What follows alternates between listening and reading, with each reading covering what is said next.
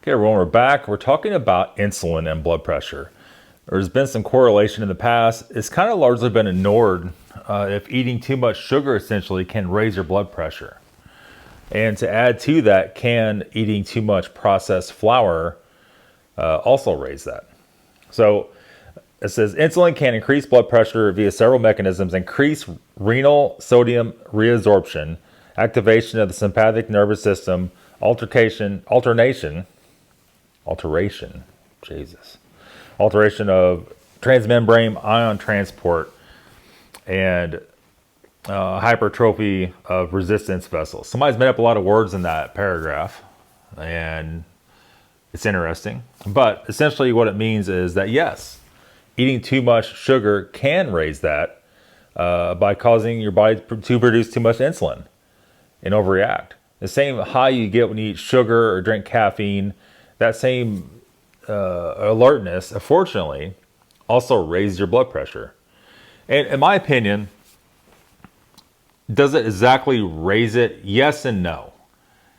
From having this problem and going through this, I think it makes it harder to relax, to be able to take your blood pressure appropriately. And unfortunately, in my current situation, I love feeling alert. I love to be able to function properly and not be sedated. Unfortunately, most people, I'm not going to say most, half the people in this world love to be sedated. They love that sedative feeling. And, I don't have that unless I'm taking some kind of prescription blood pressure meds to force your blood pressure down. And where you get that sedated kind of Benadryl feeling or you can't function. When you feel like that, your blood pressure is at its best. So is that the best way to check it? We really don't know. The guidelines are you must check your blood pressure at a resting blood pressure, at a resting, not pace, but you're fully rested. Sit within 5 minutes, then take it. Close your eyes, do this or that, whatever you can to force that blood pressure down so you could take it and it reads on the machine correctly. I don't think that's correct. I'm going to be first to say it. Every doctor will say, no, it's got to be 120/80 or close to that, or it's too high. But if you could, I could sit right here and I could take it 10 times in a row, and every time you take it, it's vastly different. So are you ever getting a correct reading? The answer is probably no. Does anybody care? Probably not. That's my findings dealing with this for so many years. If you find a doctor that actually cares, I have that. I have a doctor that truly wants to help me. The problem is they can't. They can't do that. If you eat zero salt, zero anything bad, go run on the treadmill forever, will your blood pressure read lower? Probably, possibly. What if it don't? I don't notice a lot of, and if my blood pressure is really high, running on a treadmill or doing cardio does not help. When you're just, one mid 145 or 148 to 150 on top, and you're low to mid 90s or high 90s on the bottom, that little bit of blood pressure drop, it all depends on how you take it, on how much you can relax your brain and body to be able to take it and get a good reading. So if you could force upon yourself a good blood pressure reading, is that what you need to do? Most cardiologists say yes. I say no. I don't think that's going to get you there.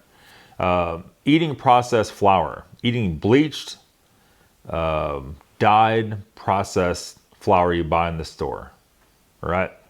And Pillsbury, Gold Medal, all those brands.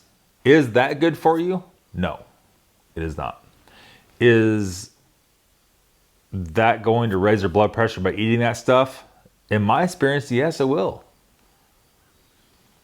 We have some experimenting to do with the sugars. We have some just plain white sugar, and I got some unprocessed cane sugar. It's a little bit more brown looking. We're going to start incorporating that into our diets here and see if that makes any difference. I don't know. The write-up on the sugar and the blood pressure correlation was processed sugar.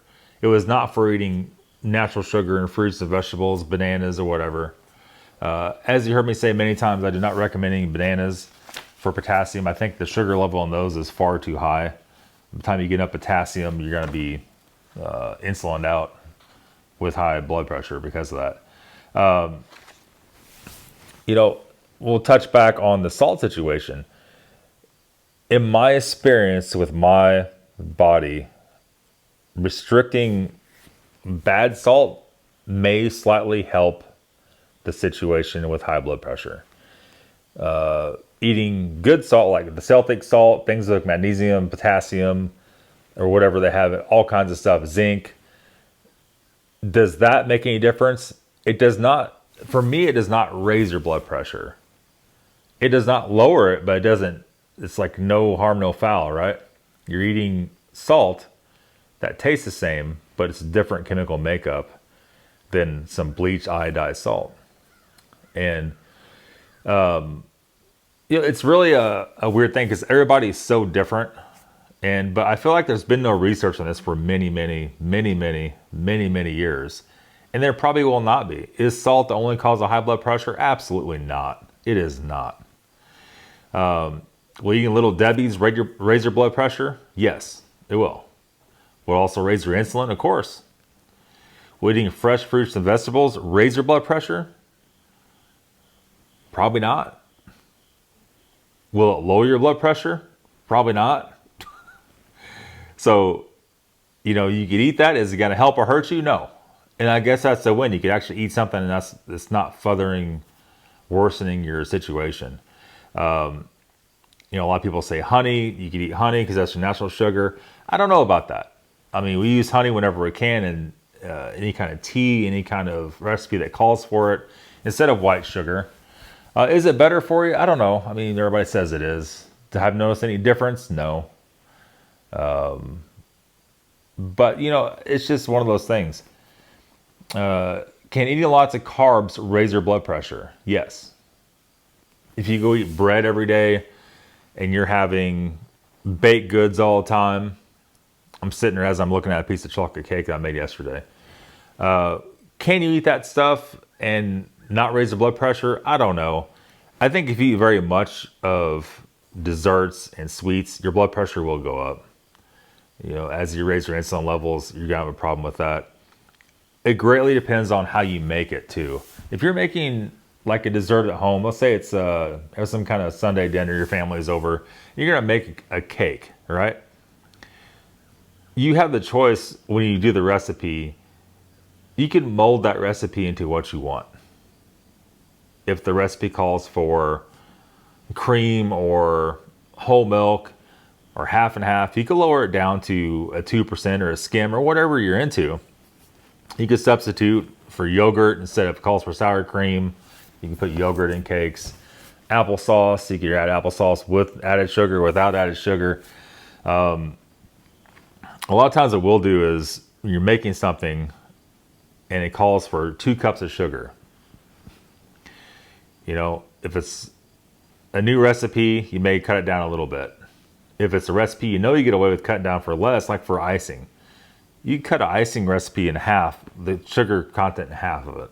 And that's going to make that cake or that dessert a lot more processable for your system. And, who doesn't like a semi-sweet chocolate where it's not just sugar? If you go to Europe right now or any other country pretty much, and you get a chocolate bar, it's not going to taste like a chocolate bar here. It's going to have nearly nothing to do with the chocolate bar here, to be honest with you. If you get hot cocoa, which we just got some from, I don't remember, Belgium or somewhere, these little packets, it tastes nothing like the Swiss Miss from here, stuff you get at Walmart or anywhere like that. It just is a totally different makeup completely. And I think that's a lot of the reason why those countries don't have such a problem with high blood pressure. They're not eating the same stuff we're eating. They're just not. Preservatives is another one. Anything with a lot of preservatives, but just everything, cause all kinds of crazy issues. If you're going to do exercise for high blood pressure, in my personal experience, you have to get your heart rate over 150. If you're running on the treadmill, you need to keep the heart rate above 150. If you do not have that, you're not really gaining much. A lot of times when you're overexerting yourself, your heart rate get over 200. That's a normal range for exertion. What's the normal range for your blood pressure while exerted? Nobody knows. Nobody knows. Nobody will tell you that. I've asked cardiologists that. They say, I don't know. We don't check it like that. Oh, I see. And they just don't even want to talk about it. They want to go on the computer. You sit down, say, I got high blood pressure, and they want to read off the computer, go down the list. All right, lisinopril first. If that works or you can tolerate it, take that. If it don't, go the next one. Go the next one. There's a whole list of them. And you get to the bottom of the list that they're reading off and you can't, nothing helps you, and you're not morbidly obese and you're not eating bad stuff. They say, I don't know. You're just, how they put it? You are, your immunity to blood pressure medications is really high and we can't help you. So go piss off, go die. That's pretty much what's going on. Reading off a list without using your brain to help somebody that's not being a good doctor at all. And their hands are tied. They can't do any kind of natural anything. They cannot do that. They will lose their license if they prescribe any kind of natural anything. That's why when I asked several cardiologists, take my uncle to the doctor and stuff like that, I asked his cardiologist, they didn't want to talk about it. You know, he was a nice enough guy. He just immediately discarded that. Immediately. And that really is sad. It really is sad. Is anybody doing research on that right now? No. Will there be? No. As long as there's billions of dollars floating around with these medicines, there's never going to be research on anything new. You know, it's the same with cancer or whatever, any kind of situation you got. It's all about money. It's really sad. You know, in the long run here, what's the answer? It seems like the fish oil has worked really good and the sea moss. I don't mean to keep pushing that, but if you have high blood pressure and you don't want to take medicine, which nobody does because the side effects are atrocious, go buy that. Put a link in the description. Go buy that. That will help you. I promise you that will help you. If you're allergic to fish oil, we have the hawthornberry pills. I'll try to link that up also. We're still doing the Celtic salt here. It is extremely rare I cook anything here with iodized salt. Extremely rare. And now that the Celtic salts come down in price a lot, there's no reason to use iodized salt anymore. It's roughly the same price. It's a few pennies more for Celtic salt. But damn, if you know it's not going to hurt you, isn't that worth doing that for? I mean, that's just my opinion of it. I have a hard time understanding why, one, YouTube doesn't like pushing these videos very much. Our viewership's gone down a lot in the last couple weeks. And two, 1 of 4 people is walking around with high blood pressure. This is the fix for it. Why aren't you doing that? I don't get it. A lot of people are doing that, to be fair. A lot of people that seen this video are doing the fish oil, the krill oil, and the sea moss. But if you're watching this and you go ask your doctor, what about fish oil? And they're like, oh, that'll never work. And you go to leave that office and they collect your money or your insurance's money. You have to really wonder, is this just a money grab? They're not making anything off of krill oil. I'm making pennies off of that. I get some sad couple pennies off some Amazon affiliate links. But I'm telling you, this stuff works. It's worth $20. Go try it out. Don't take my word for it. Go on the Mayo Clinic and look at their research they've done on that. This has already all been proven. Why nobody paid attention except for old Gramps here? I don't know. I don't know that. It's widely available, this information. There's a research done in 2022 that explains everything. That had over 90% success rate with fish oil. We use krill oil just because it's a little bit cleaner. But yeah, it's mind-boggling to me. YouTube, what are you doing? Push these videos.